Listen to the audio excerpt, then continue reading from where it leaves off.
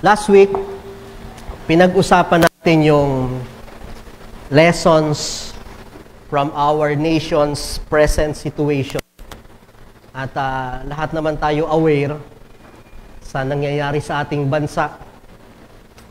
In fact, this morning, let's pray for a peaceful rally. Merong idinadaos na trillion pesos march or rally. Which signifies a trillion pesos of corrupted money in our government. At magsasama-sama ang anumang kulay ng politika. Luneta, Bonifacio, Camp Aguinaldo, para i-protest ang nangyayari sa ating gobyerno. And as Christians, we protest in a different way. We protest through prayers. Pinag-usapan natin last week ano yung mga lesson na matututunan natin sa sitwasyon ng ating bansa. First, we acknowledge that we are a rich country. Tinalakay natin kung gaano kayaman pala ang Pilipinas with the natural resources, with the funds coming from taxes.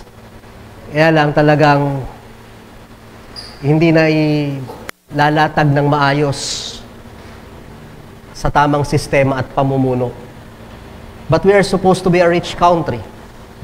Hindi dapat tayo nagiging tau-tauhan, hindi dapat tayo nagiging alipin o empleyado ng mga ibang bansa, sapagkat kung aaralin ng ating kasaysayan, maging ang kasalukuyan, mayaman ang Pilipinas. Another lesson is greed has no limit. Yung pagiging sakim ay walang katapusan at walang limitasyon. Once you indulge into power, into wealth, into position, walang katapusan ang kasakiman. Kung yung mga tao lamang sana na naging wicked, naging corrupt, ay may hangganan ang kanilang pagnanais na kumuha sa kaba ng bayan, maaring hindi humantong sa sukdulan. But once you experience that overwhelming power and wealth and position, it has no limits. Ito isang tanikala na maaring hindi ka na makawala. We learn also that power and wealth change people. Maaring may mga tao na naghangad ng mabuti sa umpisa, pero ng pagkatao at ugali ang pera. Merong maaring naging matuwid sa umpisa, merong maaring naging tama ang layo sa umpisa, but power and wealth change people. Ito'y nakakapagpabago ng ating pagkatao. Kaya napakahirap na magtiwala sa tao, sapagkat ang tao ay pwedeng magbago. Sa larangan ng politika, maraming mukha ang politika. Maaaring hindi natin nalalaman ang katotohanan. But God knows well. And in reality, power and wealth, it changes people. We are a rich country. Greed has no limit. Power and wealth change people. Another lessons that we learned in our present time, that there is reckoning time for God. May panahon ng paniningil. Kita natin ngayon kung papaanong unti-unti na nagbabawi, nagbabayad, nagsasauli ng sasakyan, hindi sapat. May panahon ng paniningil at ibang maningil ang Panginoon. I do believe yung mga kaganapang pagbaha sa ating bansa ay linoob ng Panginoon para lumitaw ang kalalagayan ng mga proyekto. Pinakita ng Diyos ang tunay na kalalagayan. Maaring naitago sa mahabang panahon, maaring in-enjoy ang mga bagay, ang mga salapi, ang kayamanan, pero ibang maningil ang Panginoon. May panahon ng paniningil, at ang paniningil na ito ay isang bagay na hindi natin ipagpapalit kumpara sa tinamasang mga kayamanan. There is a reckoning time for God. May mga panahon man Isa lang naman ang inaabangan natin sa ating pinapanood, kaya nga yung iba hindi na nanonood. May mangyayari ba? May mangyayari ba? Meron bang makukulong na mga matataas? Maaring sa justice ng tao, hindi ito na ipagkakaloob. But there will be a reckoning time for God. The Bible says, it is appointed unto man once to die, and after this, there will be judgment. Maaring hindi sapat ang naging parusa sa lupang ito. Pero balang araw, with the fairness and with the justice of God, walang makatatakas sa condemnation at sa judgment ng Panginoon. For every wicked things that we do, it is not worth it of the judgment and the reckoning time of God. Hindi sapat yun. You may enjoy it for a while, but you will suffer it more and much later. Kung makikita natin yung mga pamilya na mga politiko ngayon, na mga contractors ngayon, na dati ay pineplex nila ang kanilang sarili, halos wala na silang pagtaguan, halos hindi nila alam kung saan sila pupunta. Because all those wicked things will not be worth it all when we face the reckoning and judgment of God. And when we are talking about wicked things, hindi lamang sila ang pinag-uusapan natin. For every Christians who will try na susubukin, na sundin ang kamalian at kasamaan na nagmumula sa Diyos. Kasamaan at kamalian na nagmumula sa dyablo. It will not be worth it all because there is a reckoning time for God. We also learned that resiliency and industry is not enough for progress. Kinikilala ang Pilipino sa isa sa pinakang matatag with the minimum salary na pagkakasya. Nakikilala ang Pilipino may paha, nag-e-enjoy, lumalangoy. Kilala ang natin sa isang bansang may pinakamaraming bagyong pumapasok pero hindi natitinag ang Pilipino. Kilala ang Pilipino sa pinakamasipag sa buong bansa. But resiliency industry is not enough for the progress. Magandang katangian ng Pilipino yon. Pero hindi sapat yon para maging progreso ang bawat Pilipino. Napakalaki ng kahalagahan ng tama at mula sa Diyos ang namumuno ng bansa. Sapagkat kahit anong kayod, kahit anong sipag, lumabas ka, madaling araw pa lang, makikita mo ang mga tao nasa palengke na, may naglilinis, may tinda, may namasada na, masipag ang Pilipino, matatag ang Pilipino, pero hindi sapat para umasenso. Of course, with God, but still, with the need of our leaders. Kaya nakahalaga po na nawa ay magkaroon tayo ng mga namumuno na talagang may pusong makadiyos at pusong naglilingkuran. Number 6, we learn lessons from our nation's present situation.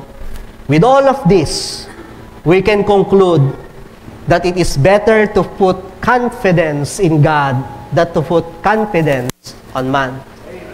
Pinakang magandang magtiwala sa Diyos. Ang tao ay nagbabago, ang tao ay pwedeng madaya, ang pangako ay pwedeng mapako, pero ang patnubay at gabay ng Diyos ay laging nariyan. He will never leave you nor forsake you. Whatever God commanded to say, it will come to pass. Kaya sa buhay pong ito, pinakamagandang pagkatiwalaan natin ay ang ating Diyos. Sa lahat ng nangyayaring ito, ipinapakita at itinuturo ng Diyos na maaaring marami kang pwedeng dalan. Marami kang pwedeng pagkatiwalaan, asahan. Pero sa bandang huli ng iyong buhay, ang pinakang matibay na sandigan ay ang iyong pananampalataya sa Diyos. It is better to confidence in God. And at this morning, last night, I've been wondering what to preach today. Ano kaya ang isusunod ko dito? Will it be a series of sermon about our nations? Will it be a follow-up message? And I've been struggling. Medyo talagang pagdating po sa salita ng Diyos, hindi pwede yung anong gusto mo lang, kung anong napanood mo lang. It takes the calling of God, the message of God, the people, and I'm hearing some sermons on online. I've been reading some books, pero walang pumapasok sa aking isip. Kaya kagabi sabi ko, lalabas muna ako at pag nakakain na ay baka may pumasok na, mahirap mag-isip ng gutom. Kaya lang, kagabi, may nagtago ng susi.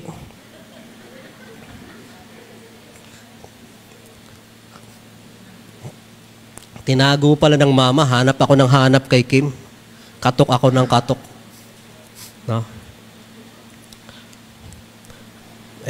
Natatakot siguro, walang kasama dyan sa bahay. Alam niyan paggabi, lumalabas lagi ako, ayaw maiwan bukas yung pinto. No? Pero, kung gusto, may paraan. Okay. Tumawag ako ng 911, nagpasundo ako. Okay. Kumain kami dyan sa may Jollibee. But when I got home, sabi ko, uwi na tayo kasi magko-contemplate pa ako. No? Nag-iisip-isip ako ng message pa rin. Dami kong binabasang mga passages, titingin, hindi pumasok. No? Napahawak ako ng cellphone. Napabukas ako dun sa Netflix. Okay.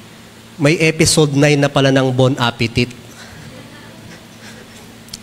Kung yung iba'y nanonood, alam nyo yung Korean novela. Napanood tayo. But before I sleep, I pray to God, Lord, kahit subject lang, kahit title lang, bigyan nyo ako sa umagang ito. And what we need today is not just more of blessings. What we need today is not just more of strength, more of security. What we need today is more of God.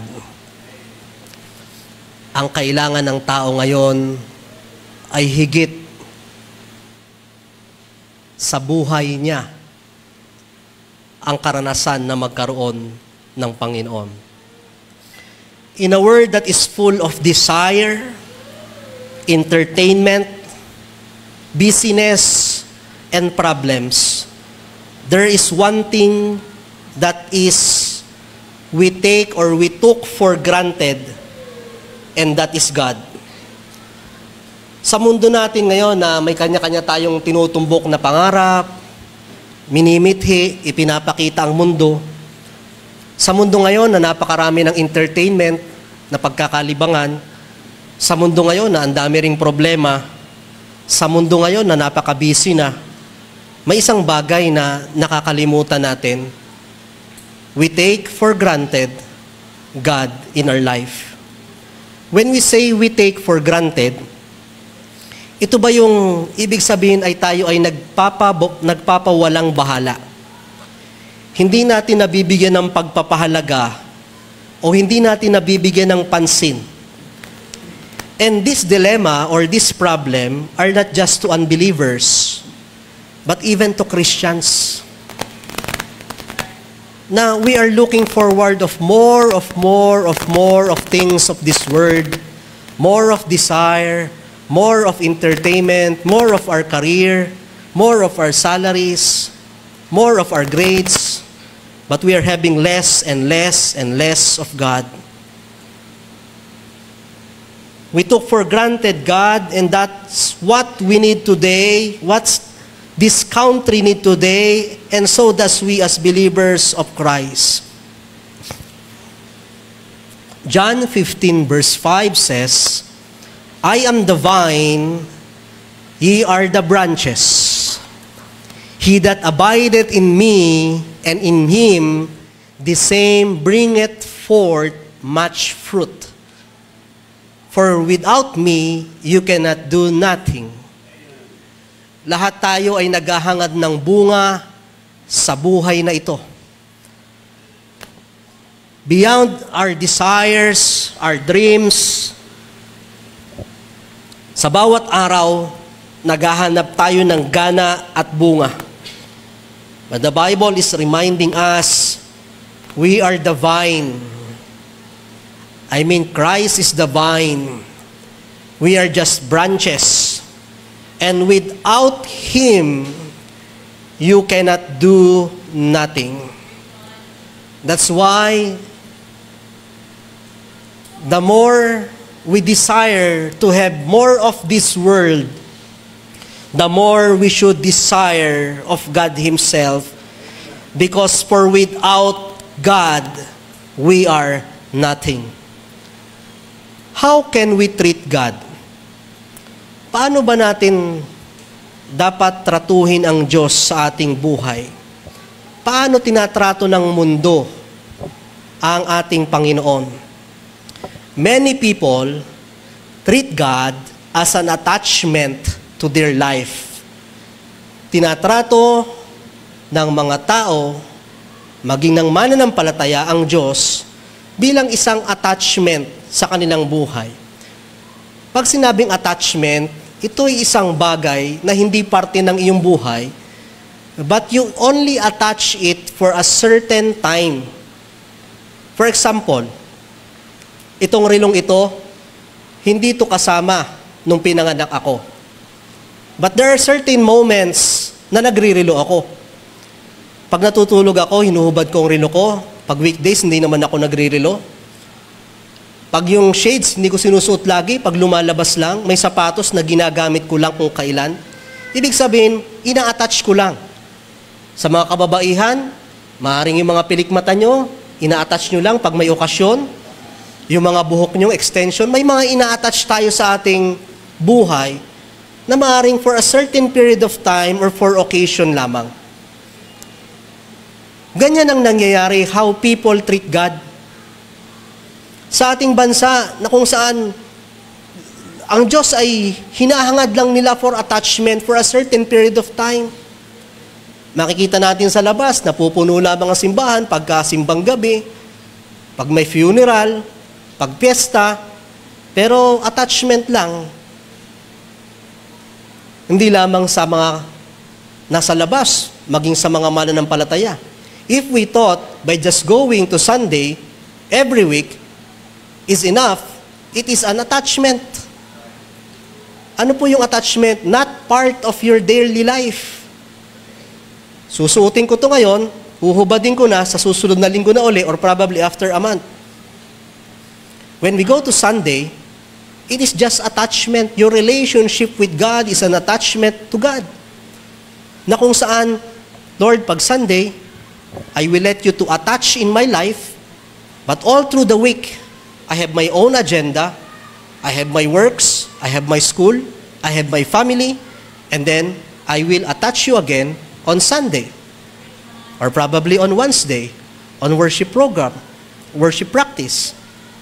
So, it can be that we can treat God that way, but not is just the way that we can treat God in our life, because we are talking about more of God. When we are talking about more of God, it is not just a relationship of attachment. Natapos na ang okasyon. Natapos na ang linggo. After this Sunday, what will be your life? All throughout the week, ang ating nasa isip, nasa puso, ang ginagawa, mostly with regards to this world.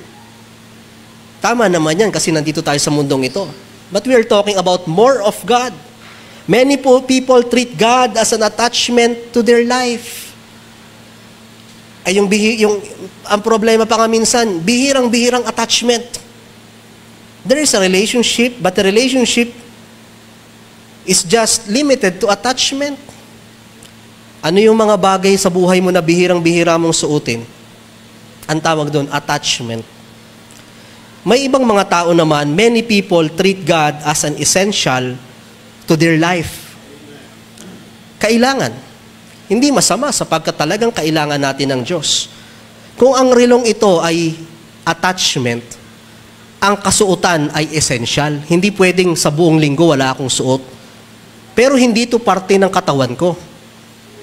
Kailangan to ng katawan ko. Hindi pwedeng ang pagkain ko ay attachment lang. Kailangan madalas akong kumakain kasi kailangan ko ito. Hindi pwedeng ang pag-inom ko ng tubig ay minsan lang. Essential yan. That's not part of my life, pero ini-intake ko, nagiging essential sa aking buhay. Pagdating sa usapin ng ating relasyon sa Diyos, yung una ay attachment. Tuwing may okasyon. Limited. Yung pangalawa, essential, kung kailan lang kailangan. Luke 17, and it came to pass, as he went to Jerusalem, that he passed through the midst of Samaria and Galilee, and as he entered into a certain village, there met him 10 men that were lepers, which stood afar off, and they lifted up their voices and said, Master, have mercy on us. We knew the story of the leper. Talaga naman kung makatawag sila sa Panginoon, Lord, have mercy on us. Why? Essential. Kailangan nila ang Diyos. Kailangan nila ng tagapagpagaling. Many people come to God because they need God. Hindi naman mali yun kasi talagang we are needy people. But the problem with the lepers, nung hindi na nila kailangan ng Diyos, naghahanap ang Diyos. Bakit hindi na sila bumalik? Because God is no longer essential with them. Maraming mga tao, ang treatment nila sa Diyos, essential lang. Di ba, naging very familiar yung salitang essential nung pandemic? Talagang mahalaga. At ang daming tumatawag sa Diyos noon. Pero, kung ang relationship mo is just because you need God with all those things, ito ay loose relationship. Essentials. Tinatawag natin, lumalapit tayo sa Diyos sapagkat kailangan natin, may problema tayo, may karamdaman tayo, bankrupt tayo, may inaayos tayo, kailangan natin ng trabaho. Walang masama dyan. But, it is not enough. Essentials. Kasi, the moment God answered your prayer, there's no sense na kailangan mo pang isang bagay na nasolusyonan na. Ang isang bagay na how do we treat God, many people treat God as an attachment, as an essential. Many people treat God as part of their life. As part of their life. Ito, hindi relo, hindi damit, bahagi ng aking katawan. Bahagi na talaga ng aking buhay ang Panginoon. And it's a good thing na hindi lamang siya attachment, hindi na lang siya basta essential, kundi talagang bahagi na ng aking katawan. But, ang katawan ay maraming bahagi. Meron tayong tinatawag na mga major organs na hindi pwedeng mabubuhay ang tao nang wala ito. At meron din naman mga organs, parts of the body, na mabubuhay ka pa rin kahit wala ito. Pwedeng mabawasan ka ng daliri, buhay ka pa. Pwedeng mawalan ka ng isang mata, buhay ka pa. Pwedeng mawalan ka ng abdo, pero buhay ka pa. Pero may mga bahagi ng katawan na hindi pwedeng mawala. Puso, utak, sapagkat mamamatay ka na kung wala yung mga bahaging yun. Most people treat God as part of their life. Talagang ang Diyos, bahagi na yan ng buhay ko. But He is not the most important organ in my life. I can still live without Him. I can still live without Him. Kaya maraming mga Kristiyano, kahit kine-claim natin na ang Diyos, pinapasok ko na sa aking puso, hindi na mawawala, bahagi na yan ng buhay ko. Pero bakit mo nagagawa na mabuhay nang wala ang Diyos? Because God is just part of your life, but He is not the very most important part of your life. John 15:5, I am the vine, ye are the branches. For without me, parang puso, parang isip, parang utak, hindi pwedeng wala yan. For without me, you are nothing. He is not just attachment, He is not just essential, He is not just part. God is our very own life. Siya mismo ang ating buhay. And that is how we should desire more of God. Na sa ating buhay, maramdaman natin na talagang ang Diyos ang aking buhay. What is God's design in our life? 4 itong aking inihanda, pero kaninang umaga naging 6, naging 7. Baka isiris na lang natin. Just one point this morning. You see how powerful the Word of God? Wala akong maisip, pero nung nag-reveal ang Diyos, sunod-sunod. No? Just one point this morning, God's design in our life. Ano yung disenyo ng Diyos? The design of God in our life is to be the purpose of our life. To be God, the very purpose of our life. 1 Corinthians chapter 10, verse 31.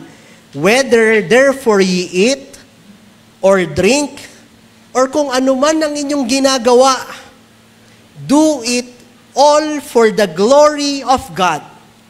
When we are talking whatsoever ye do, God is not just speaking about Sunday, not just attachment, essential. When we say whatever ye do, and we always do, lahat tayo laging may ginagawa, kumikilos, do it for all the glory of God. It means to say that the very purpose of our life, anuman ang ginagawa natin, nandun dapat ang Diyos.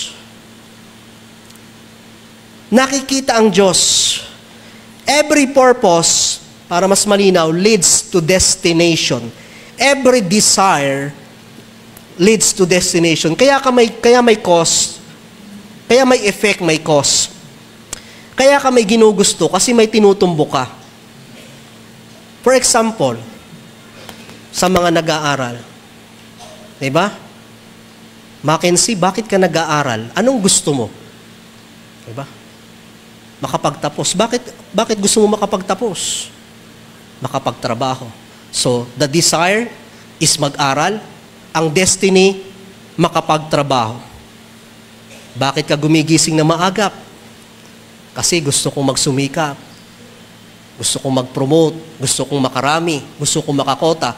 Ang desire, ang purpose mo, bakit ka gumigising? Sapagkat gusto mong mas may mangyari. That is the destination. Bakit ka nagtatrabaho? Bakit ka nagda-diet? Bakit ka nag-exercise? Wala lang. No, may destiny. Anong destiny? Gusto kong maging sexy. Gusto kong pumayat. Hindi ka naman, ba't ka nagsusumba? Wala lang. Meron akong desire, meron akong destination. Merong purpose. Diba? Bakit mo liniligawan ng isang babae? Wala lang. Hindi. Anong destiny? Gusto kong sagutin niya ako. Gusto kong mapakasal kami. Every desire, kaya tatanungin mo lagi, anong purpose? Bakit mo ginagawa yan? At lagi siyang titingin. There is a destiny. Merong destiny na gusto kong mangyari. Every purpose or intention leads to desire or destination. That's why in quest for finding life's purpose, we should consider what is God's purpose in my life. Kung ikaw meron kang bakit, tanungin din natin ang Diyos, Lord, bakit? Ano yung iyong purpose? And is our life driven by the purpose of God? O umiikot lang ba yung purpose natin sa gusto nating mangyari? But if we are more of God, we will also consider that this life or that God has the purpose of our life. The purpose of our life is not just whatever I want, not just whatever I do, but what God wants me to do. Yun ang problema eh. Umiikot ang ating mundo sa kung ano ang gusto ko lang, ano yung bakit ko, at ano yung gusto ko. Kasi nga, ang nangyayari, attachment lang ang Diyos. Hindi natin masyadong kinukonsider. Basta't ako'y nakapagsimba dyan, sa buong linggo, sariling agenda ko na to, diskarte ko na to. Kung paano ko gagawin ang buhay, paano ako magtatrabaho. Hindi natin kinukonsider kasi sabi ng Panginoon, whatsoever ye do. Pag sinabing whatsoever ye do, hindi sinabing on Sunday, on Wednesday, on evening, lahat ng aspeto ng buhay mo, isama mo ang Diyos. At ang purpose na yon, hindi yung kung anong gusto mo lang, hindi yung kung anong gusto mong maging, for the glory of God. But because we are confounded with our own desire, our own dreams, entertainment, burdens of life, we are having less of God when it comes to the purpose. So we should also consider the purpose of life is not just whatever I want.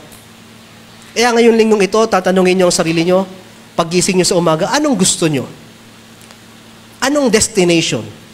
But we should also consider what God wants me to do. Whatsoever you do. The Bible says, all for the glory of God. We must be reminded that giving glory to God is not just limited on Sunday. Wherever we are, whatever we do, we can glorify the Lord. And that is the very purpose. It's just the purpose of God. If that, so we are limiting the purpose of God in our life kung sarili lamang. It is very clear whatever we do, that's why we need more of God in our life.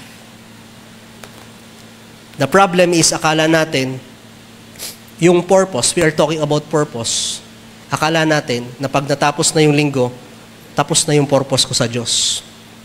It is part of purpose. It is God's purpose na pag Sunday magsama-sama tayo dito, pag prayer meeting, it's God's purpose na umawit kayo. But most Christians thought, tapos na yung linggo, okay, agenda ko naman, yung trabaho ko naman buong linggo, yung grades ko, ano yung entertainment, saan ako pupunta, sino kakasamahin ko. Sabi ng Panginoon, kahit sa mga bagay na yan, hindi nawawala yung purpose ko. May layunin sa bawat ginagawa. Have you ever wondered what is your purpose? What is God's purpose? Bakit? Let's stop for a while asking ourselves, bakit natin ginagawa? Ang tanong natin sa sarili ito, bakit kaya? Ano ang kalooban ng Diyos? Bakit kaya ito yung kursong pinakuha sa akin ng Diyos? Bakit kaya inalaw ng Diyos na sa ibang bansa ako makapagtrabaho? O bakit kaya wala akong trabaho? Bakit kaya siya yung napangasawa ko? Bakit kaya ako nagkaroon ng karamdaman? Bakit kaya ako ilinagay ng Diyos sa gobyerno? Yung mga bakit. At you stop for a while yung gusto mo. Isipin mo, ano kaya ang gusto ng Diyos? Bakit kaya ako may problema? Baka ang layunin ng Diyos, someday, sa pamamagitan ng iyong problema, ikaw yung magiging kasangkapan para magpatotoo na sa madilim na panahon, may liwanag na binibigay ang Panginoon. Bakit ako nagkaroon ng karamdaman? May mga purpose ang Diyos eh. May mga pagkakataon na hindi natin nauunawaan pero ipinapakita ng Diyos. There's always a purpose. Bakit ito yung binigay sa aking kurso? Bakit siya kaya naging classmate ko? Bakit sa dami-dami ng katabi, siya yung ginawang katabi ko? Anong purpose ng Diyos? Baka ang purpose ng Diyos, ikaw yung gagamitin para ma-share siya ng gospel. Bakit mo ako linagay sa gobyerno?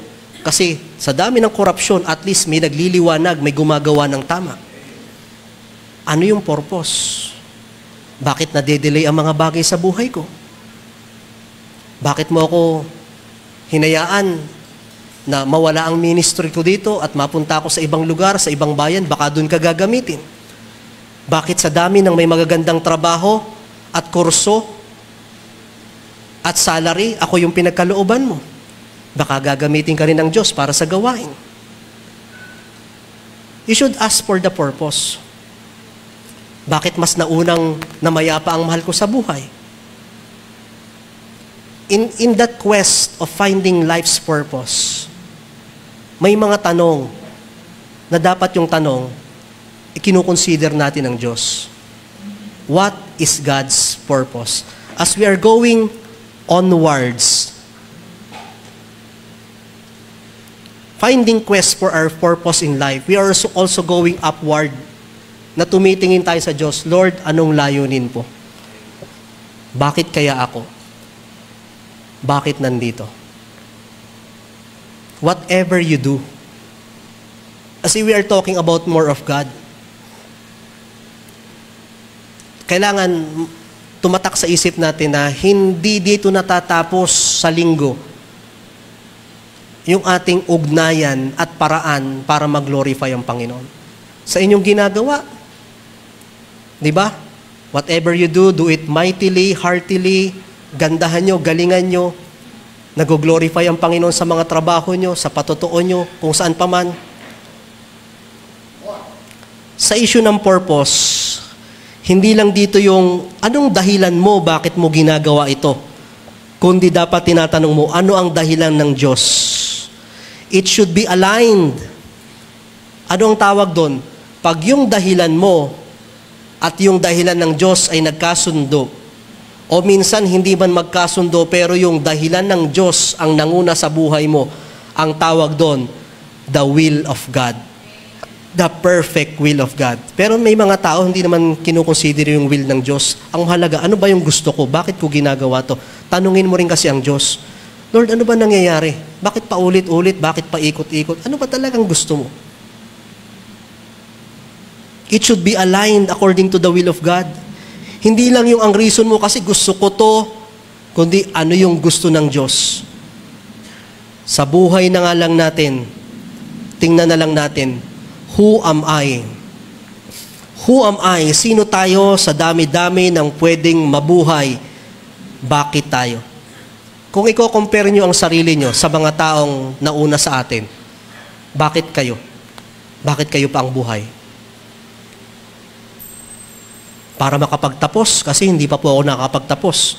Eh may mga namatay na, may mga namatay nga, graduating na abogado, doktor, cum laude pa eh. Eh kung sa usapin ng mas magandang layunin, itingin ko, mas magandang layunin nun. Pero hindi linoob ng Diyos. Anong purpose? Who am I? Bakit tayo ay may buhay pa? Eh, kasi ang purpose, para magkaroon ako ng magandang posisyon. Meron nga napakataas ng posisyon, nauna pa sa atin. Ano ang purpose ng Diyos? God has purpose. Tingnan natin, bakit ako? Wherever we are. Ano bang purpose ko sa aking family? Ano bang purpose ko sa aking trabaho? Ano bang purpose ko sa mga batang ito? Ba't ito ang binigay sa akin ng Diyos? Ano bang purpose ko? Bakit ako ay nasa ganito klaseng mga kalalagayan ng tao? Ano bang purpose ko? Ba't kasama ko ngayon ang apo ko? You find God's purpose. Kasi kung usapin ng mas purposeful, mas maraming taong mas purposeful ang buhay, pero nauna sa atin. Pero tapos na yung purpose nila eh. God's desire for you is not just to finish your earthly purpose. Hindi lang yung desire ng Diyos na, sige, sana matapos mo na yung pag-aaral mo, sana marating mo at may patayo mo na yung bahay mo. Hindi masama yan, pero hindi lang yan. Kasi kung yun lang ang layunin ng Diyos, ang lungkot naman na yung purpose ng Diyos, halimbawa, makapag-ipon ka, makapagpatayo ka ng bahay, makapagpatapos ka, bandang huli, babawiin din pala. Diba? Nakita na ba kayo ng bata na tinulungan yung bumuo ng Lego na pagkalaki-laki? Nung huling pyesa na lang, sabay sinira mo? Ay, wala din. Ganyan ang purpose ng buhay. Na tinayo mo, mabubuwag din pala. You should find the other purpose of God. Bakit tayo linagay dyan? Bakit buhay pa tayo? Bakit itong nangyayari? Find the purpose. At bilang Kristiyano, alam natin yung purpose na yon. At minsan, linagay tayo ng Diyos doon for a certain period of time. Ang tagal mo na dyan sa sitwasyong yan, ang tagal mo na sa lugar ng yan, pero hindi lahat ng purpose nagtatapos at namimit, nasasatisfied natin yung purpose ng Diyos. Maring may mga pagkakataon na kaya nandyan ka pa, kaya buhay ka pa, may gusto pang ipagawa ang Diyos. Pero hindi mo talaga nagawa at hindi mo magawa. God is giving us the chance. Kaya napakahalaga that at the end of our life, malaman natin yung purpose na yon at matapos natin. Pwedeng binibigyan pa tayo ng buhay para ma-meet yung purpose na yon, pero hanggang sa kunin na tayo or kuhanin ang ating buhay, hindi natin na-meet. May mga ganun. Na ang tagal mong linagay sa lugar na yan, ang tagal mong dinala dyan, ang tagal na binigay ng pagkakataon ng Panginoon. Pero sinayang natin sapagkat nakatuon lang tayo with our own desire and purpose because we are more of ourselves and in this world, but we are not more of God. Kaya, as we close this morning, introduction pa lang ito ng ating series, more of God. More of God. Usaping Diyos tayo lagi pag Sunday. We are in a spiritual realm. But come to think of it, simula bukas, simula mamaya, sa ating buhay, ilang porsyento ang masasabi nating bahagi pa rin ng Diyos, naiisip pa rin natin ng Diyos, nasusunod natin ng Diyos, kumikilos pa rin ng Diyos, nararamdaman natin ng Diyos. Why? Because many of us, the reality, God is just attachment. God is just essential. God is just some part. But God wants us to be, is for Him to be our very own life. That's why our prayer this morning, Lord, I want more of God. I want more of You. Na hindi sa gantong sitwasyon ko lang kayo na go-glorify, hindi sa gantong sitwasyon ko labang kayo nararamdaman, kundi sa anumang aking ginagawa, whatsoever I do, nararamdaman ko na at ginagawa ko ang kalooban niyo.